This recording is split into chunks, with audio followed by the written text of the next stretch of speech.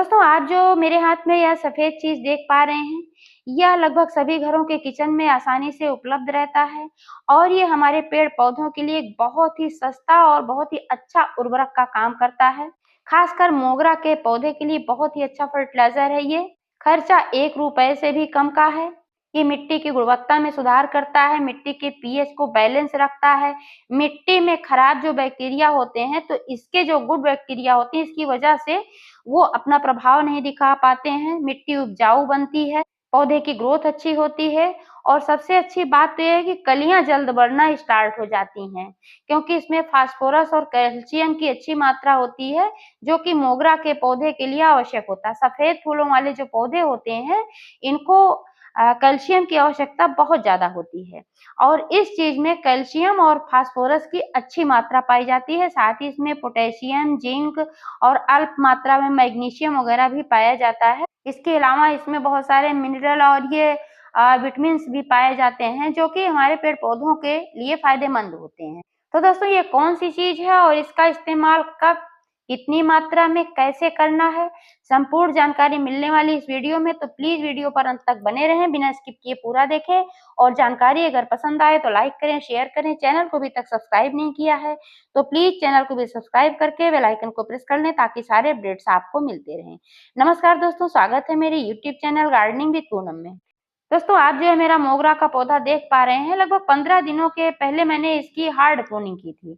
तब मैंने इसमें नीचे से सिर्फ 8 इंच छोड़ा था और इसमें पत्तियाँ वगैरह बिल्कुल भी नहीं थी। अभी आप देख पा रहे हैं कि कितनी अच्छी इसकी ग्रोथ हुई है, इसमें कितनी ढेर सारी ब्रांचेज़ निकल कर के आई हैं और पत्तियाँ कितनी हरी, कितनी स्वस्थ दिख रही हैं। सबसे अच्छी बात तो यह है कि 15 दिनों में ही इसमें कलियाँ बनना भी स्टार्ट हो गई हैं और आज जो फर्टिलाइज़र मैं इसमें देने वाली हूँ, इसके इस्तेमाल से तो इसमें और भी तेज़ी से कलियाँ बनेंगी और जल्दी इसमें फ्लावरिंग होने लगेगी। मैंने इस पौधे को रिपोर्ट तो नहीं किया था, लेकिन इसकी 2/3 मिट्टी मैंने निकाल दिया था और उस मिट्टी को मैंने चेंज कर दिया था। दूसरी मिट्टी मैंने जो इसमें भरा था, उसमें मैंने कुछ फर्टिलाइज़र्स डाले थे। आप चाहें तो मेरा पिछला वीडियो देख सकते हैं कि इसमें मैंने कौन से फर्टिलाइज़र्स दिए थे, कैसी मिट्टी मैंने इसमें फिल किया था, जिसका रिज़ल्ट आपके सामने है कि इसकी ग्रोथ इतनी अच्छी हो रही है। अगर अभी तक आपने अपने पौधे को रिपोर्ट नहीं किया है या फिर इसकी हार्ड प्रूनिंग नहीं की है, तो अभी भी कर सकते हैं। वैसे अगर आप पहले किए होते तो अब तक आपके पौधे में मेरी तरह कलियाँ बनना स्टार्ट हो जाती। लेकिन कोई बात नहीं, अगर अभी भी नहीं किया है तो अभी भी समय है, अभी भी आप कर लीजिए, क्योंकि इस सीज़न में पौधों की ग्रोथ बहुत ही तेज़ होती है। मोगरा ऐसा प्लांट है कि बिना प्रूनिंग के फिर इसका जो है विकास नहीं हो पाता, इसमें नई कलियाँ नहीं बनती, क्योंकि नई कलियाँ इसमें कलियाँ वहीं बनती हैं जो नई ब्रांचेज़ होती हैं। पुरानी ब्रांचेज़ पे मोगरा में कलियाँ कभी नहीं बनती हैं।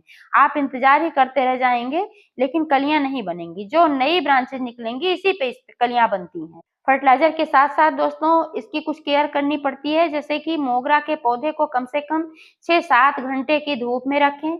अभी इतनी कड़ी धूप नहीं हो रही है, लेकिन आगे चलकर जब जून वगैरह का महीना आएगा, मई-जून का, तब दोपहर की धूप से बचाना होगा, क्योंकि दोपहर में परावैंगनी किरणें आती हैं।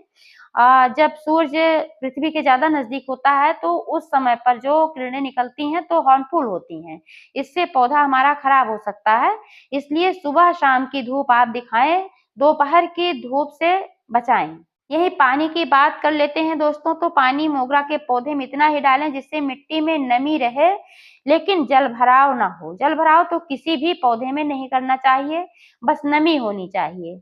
वैसे कहने के लिए तो ये सन लविंग के साथ-साथ वाटर लविंग भी है, लेकिन बस इतना ही पानी डालें कि नमी रहे, जलभराव ना हो, मिट्टी दलदली ना हो, नहीं तो जड़ें ऑक्सीजन नहीं पाती हैं, तो साँस नहीं ले पाती हैं, इससे हमारा पौधा खराब होने लगता है। मोगरा एक बहुत ही सेंसिटिव पौधा है, समय-समय पर इस पर नीम ऑयल का छिड़काव भी करते रहें या फिर नीम की पत्तियों से बना कीटनाशक डालते रहें या फिर आप कुछ नहीं तो हल्दी का पानी ही छिड़कते रहें, क्योंकि हल्दी में भी antibacterial, anti fungal, anti viral गुण पाए जाते हैं, तो इससे ये पौधा जो है सुरक्षित बचा रहेगा। ये जो मेरा पौधा आप देख पा रहे हैं 4 से 5 वर्ष पुराना है और इसी गमले में ऐसे ही मैं इसकी केयर करती हूँ, चलता रहता है और हर सीज़न में बढ़िया फ्लावरिंग देता है। 10-15 दिन पर मिट्टी की गुड़ाई भी करते रहें, घास-फूस ना रहने दें और समय-समय पर इसकी सॉफ्ट प्रूनिंग करते रहें। जब आप इसमें फ्लावरिंग ले लेते हैं, उस समय में 7-8 इंच कट करके आप जहाँ से फ्लावरिंग ले लेते हैं, तो वहाँ से आप कट करके इसको निकाल दिया करें। तो फिर उसमें नई ब्रांचेज आएंगी, वहां पर फिर नई कलियां बनेंगी। अब चलिए जल्दी से दोस्तों बात कर लेती हूँ कि कौन सा फर्टिलाइजर आज मैं देने वाली हूँ। तो दोस्तों आप जो देख पा रहे हैं ये है छाछ, जिसको मट्ठा भी कहा जाता है। ये दही से बनता है। तो अगर आपके पास दही है तो आप दही से बना रहे हैं तो सिर्फ 1 चम्मच एक पौधे के लिए पर्याप्त होगा। अब यही मैं बोल रही थी कि इसमें क्या सावधानियां करनी है। छाछ जो है हमारे पौधे को नया जीवन देता है, फूलों और फलों से भर देता है, इसमें इतने पोषक तत्व तो होते हैं, लेकिन अगर गलत तरीके से आप इसका इस्तेमाल करते हैं तो ये फायदे की जगह नुकसान पहुंचा सकता है। तो चलिए जल्दी से जान लेते हैं इसका इस्तेमाल का सही तरीका क्या है। सबसे पहली बात तो ये है कि आप ताजी मीठी छाछ का इस्तेमाल कभी ना करें। जब आप ताजी और मीठी छाछ का इस्तेमाल करते हैं तो मिट्टी में फंगस और दीमक लगने का खतरा बना रहता है। यहीं पर जब आप पुरानी और खट्टी छाछ का इस्तेमाल करते हैं तब क्या होता है कि जो इसके गुड बैक्टीरिया होते हैं वो मिट्टी में जो खराब बैक्टीरिया होते हैं उनको नष्ट कर देते हैं और हमारे पौधों को पोषण देते हैं, मिट्टी की अम्लीयता को बना कर रखते हैं। इससे पीएच बैलेंस रहता है, हमारे पौधों की ग्रोथ अच्छी होती है। लेकिन दोस्तों बहुत ज्यादा खट्टी छाछ का इस्तेमाल नहीं करना चाहिए।